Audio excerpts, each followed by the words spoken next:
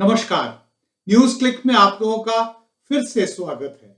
आप देख रहे हैं हमारा बहुत ही खास कार्यक्रम इतिहास के पन्ने मेरी नजर से।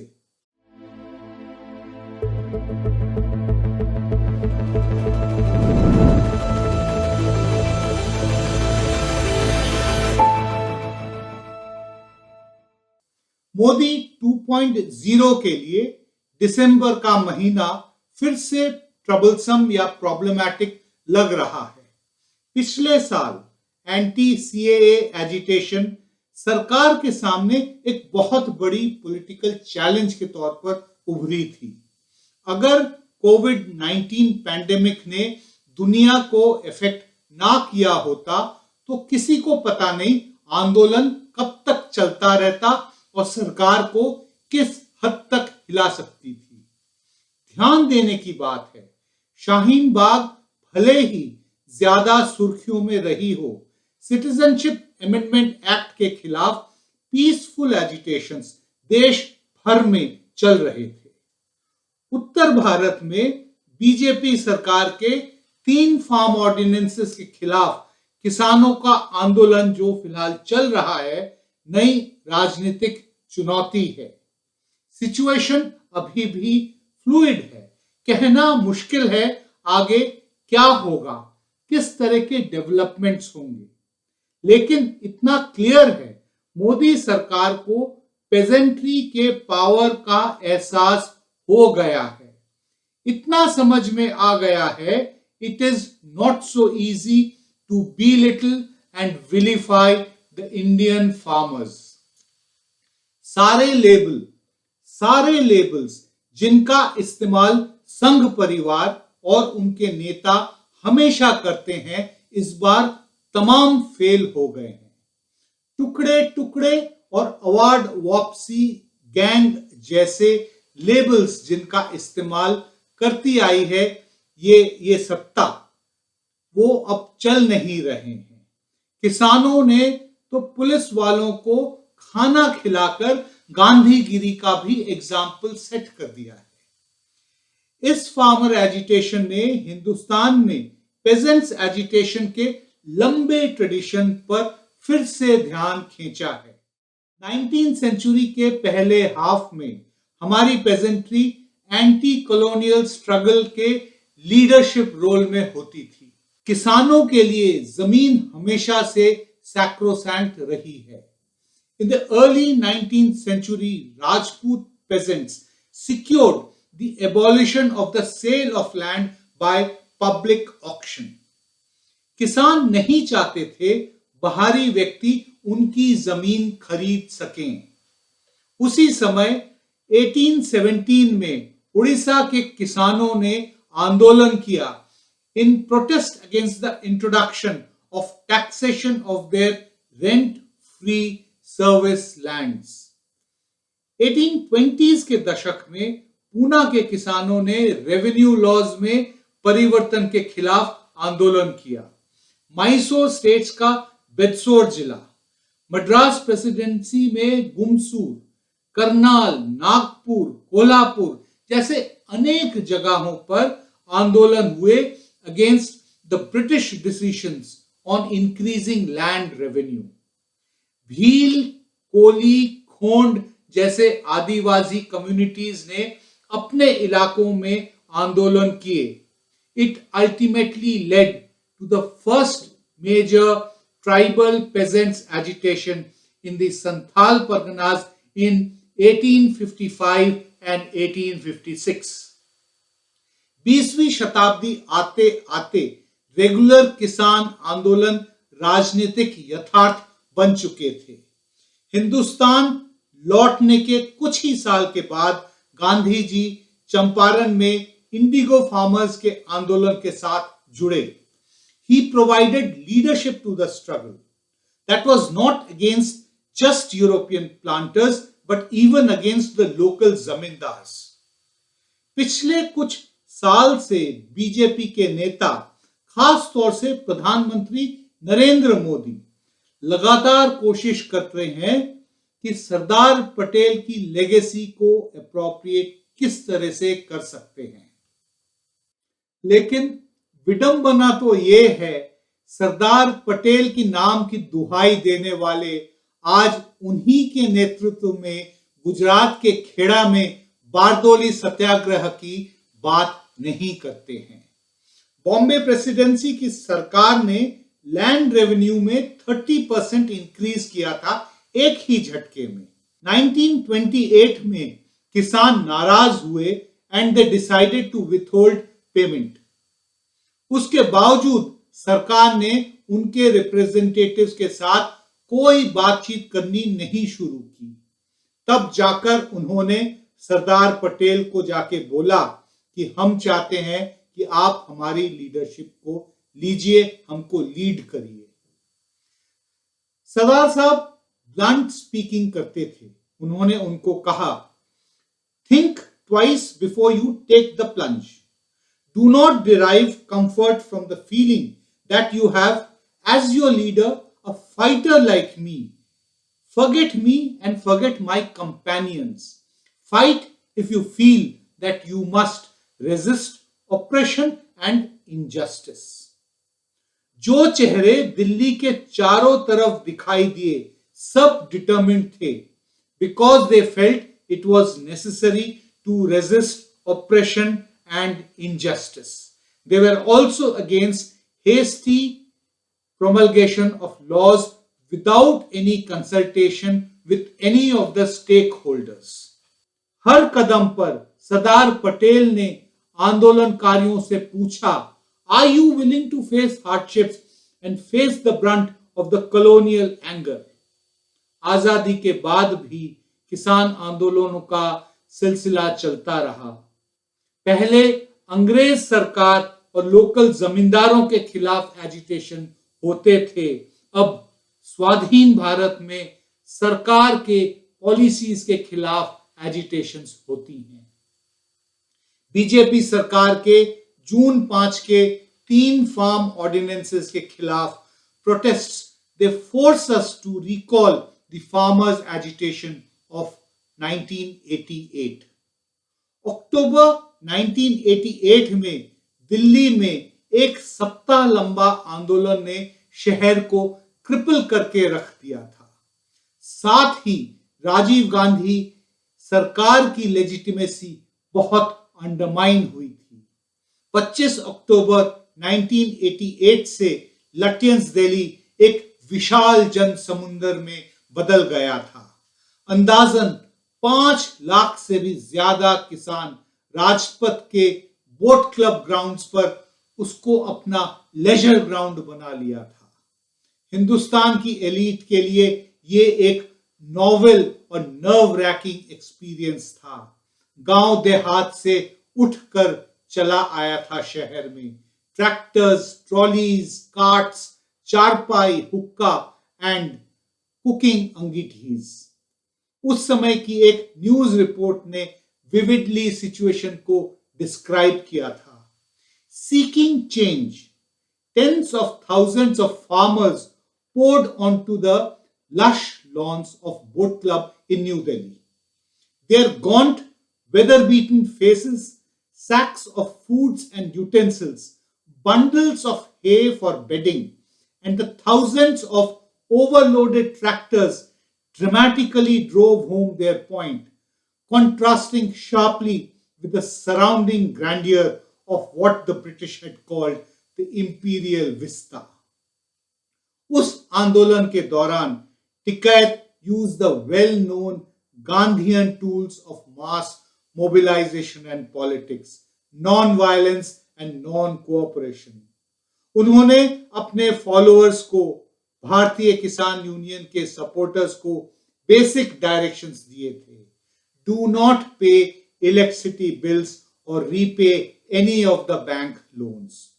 उस समय के सरकार के क्लेम्स और ग्राउंड रियलिटी में कंट्रास्ट को उन्होंने हाईलाइट किया था, ठीक उसी तरह जैसे आज के किसान कर रहे हैं। किसानों ने बुनियादी मुद्दे उठाए थे 1988 में। The primary health centre does not work in the villages, उन्होंने कहा था। कोरोना काल में हेल्थ सर्विसेज में डेफिसिट अब सब जानते हैं।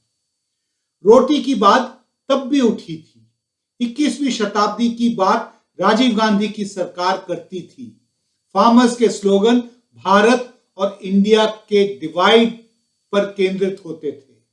अभी भी आंदोलनकारियों के बैनर्स कहते हैं, जितना भी डिजिटल इंडिया बना लो, रोटी गूगल से डाउनलोड नहीं होती। कि तुम जो कितना भी देश को डिजिटल कर देना, गूगल से रोटी डाउनलोड कोई नहीं कर सकता। ये किसान ही रोटी पैदा करेगा। क्या था 1988 का किसान आंदोलन? क्या डिमांड्स थी? क्या आउटकम निकला था?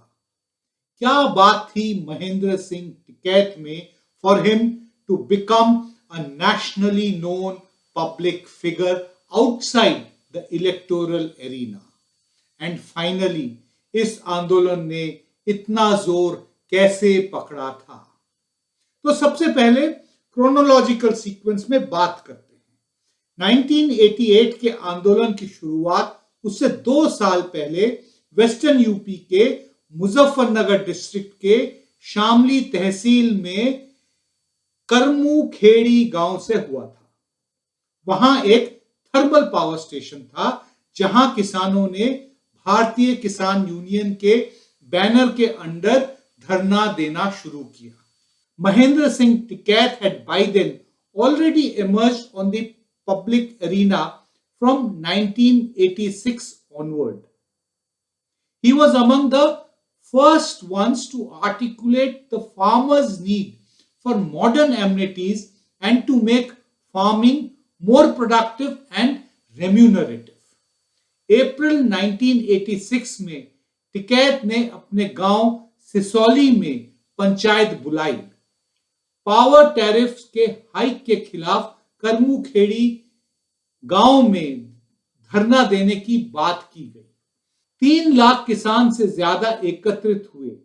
उस समय के कांग्रेस के मुख्यमंत्री वीर बहादुर सिंह को विद इन 4 डेज हाइक को रोल बैक करना पड़ा था। यह थी किसानों की पहली विक्ट्री। उसके बाद मूवमेंट को फिर से एस्केलेट किया गया।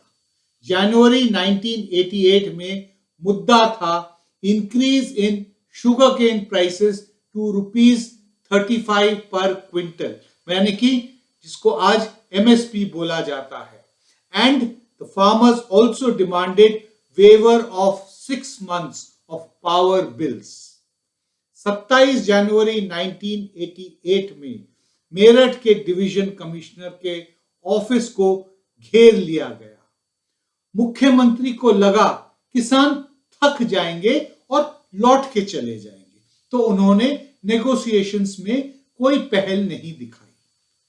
उस वक्त इंडिया टुडे मैगजीन ने एक रिपोर्ट में लिखा था, the government's plan to tire out the farmers proved futile. Trolley loads of food stuff came in daily from 20 odd districts of Uttar Pradesh to sustain the dharna. The 6,000 odd policemen brought by the administration gradually went back to their barracks. An army of medical teams that was pressed to nurse the ailing who did not relent despite their illness. ठंड से कई किसानों की मृत्यु हुई, तब भी सब डटे रहे। 25 दिनों तक आंदोलन चला। उनकी मांगे नहीं मानी गईं। आंदोलन को ज्वाइन करने के लिए कई और किसान अलग अलग डिस्ट्रिक्ट से आ रहे थे। तब रजबपुर में पुलिस के साथ एक कन्फ्रंटेशन हुई और उसमें फायरिंग के बाद कई किसान मारे गए। बहुत और किसान घायल भी हो गए। सिचुएशन बिगड़ने के पहले ही महेंद्र सिंह टिकैत ने आंदोलन को वापस ले लिया, लेकिन घर जाते समय हर किसान कहता गया, हम फिर आएंगे, चाहे यहां आएंगे या फिर दिल्ली जाएंगे। जनवरी फरवरी 1988 के मेरठ सीज के बाद इंडिया टुडे ने अपने एक और अंक के रिपोर्ट में लिखा, The dust around the Meerut Commissioner's office has settled. The besieging cohorts of Mahendra Singh Tikayat's Bharatiya Kisan Union have folded up their tents and gone home. Though the state government rejoiced, saying Tikayat had backed down, the 25-day dharna raised a potent new force that will continue to haunt the Uttar Pradesh Chief Minister Bir Bahadur Singh and influence political developments in the state. सिर्फ state में नहीं किया, पूरे देश में किया।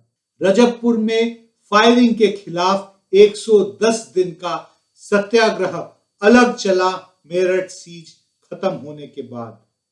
Meerut siege and Rajapur Satyagraha reminded many of the Bardoli Satyagraha.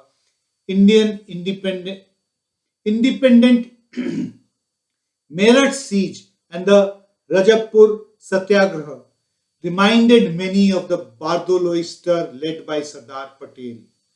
Independent India had indeed not witnessed peasants' resolve of such intensity prior to this. Finally सरकार ने 8 जून 1988 को रजबपुर फायरिंग के ऊपर एक जुडिशियल कमीशन को कॉन्स्टिट्यूट किया। Between 1986 when Tikayat starting agitating and February 1988 when he called off the Meerut siege, the political fortunes in India had altered dramatically. 1984 के लोकसभा चुनाव में कांग्रेस को 400 से ज्यादा सीटें आई थीं। राजीव गांधी को शायद लगने लगा था that he had become politically invincible. But in late 1986, there were rumbles within his own party. VP Singh began distancing himself and started preparing for an exit from the Congress party. जून 1987 में हरियाणा विधानसभा के लिए चुनाव हुए, उसमें कांग्रेस की बुरी तरह से हार हुई। हरियाणा में मुख्यमंत्री बनने के तुरंत बाद देवीलाल ने लोन वेवर स्कीम अनाउंस किया। उस समय बोफर्स किकबैक स्कैम हमारे पॉलिटिकल नैरेटिव का एक इंट्रिंसिक हिस्सा बन चुका था। इन सारे फैक्टर्स की वजह से यूपी में महेंद्र सिंह टिकैत को जो किसानों में एक सेंस ऑफ डिसएंचेंटमेंट और डिससैटिस्फैक्शन था, उसको हार्वेस्ट करने में बहुत ही आसानी हुई। रजबपुर सत्याग्रह के दौरान महेंद्र सिंह टिकैत ने एक मुसलमान लड़की के एब्डक्शन का मुद्दा भी उठाया था। इससे आंदोलन का कैरेक्टर और इंक्लूसिव हो गया था। रजबपुर सत्याग्रह खत्म होने के बाद भी नईमा के अपहरण के खिलाफ जो आंदोलन था वो चलता रहा। Finally, when the unfortunate girl's dead body was recovered by the police, it was wrapped in the famous BKU flag. It was then buried under the chants of Allahu Akbar and Har Har Mahadev और बहन नईमा अमर रहे। BKU का आंदोलन completely apolitical था। किसी भी राजनीतिक नेता को जो किसी पॉलिटिकल पार्टी से एफिलिएटेड थे, उनको अपने प्लेटफॉर्म्स पर किसी को आना अलाउड नहीं था। It, however, took little time for the public sentiment to turn against the Rajiv Gandhi government. Delhi से अपने मांगे मनवाने के बाद ही किसान अक्टूबर 1988 में वापस गए थे। उन्होंने अक्टूबर 31 का जो कॉमेमोरेटिव फंक्शन था बोट क्लब में इंदिरा गांधी के मार्टरडम डे पर, उसको भी किसी और लोकेशन में सरकार को शिफ्ट करने के लिए मजबूर कर दिया था। आज के सत्ता पक्ष को सीख लेनी चाहिए। संसद में नंबर्स पर सिर्फ डिपेंड नहीं किया जा सकता। पब्लिक मूड कब और कैसे और किस वजह से बदल जाता है, ओवरनाइट कोई कह नहीं सकता। It should always be remembered that those who fail to learn from history are doomed to repeat it. हमारा ये कार्यक्रम देखने के लिए बहुत धन्यवाद। जैसा हमेशा मैं रिक्वेस्ट करता हूं, इसको प्लीज शेयर करिए और सोशल मीडिया पर अवश्य लाइक करिए। नमस्कार।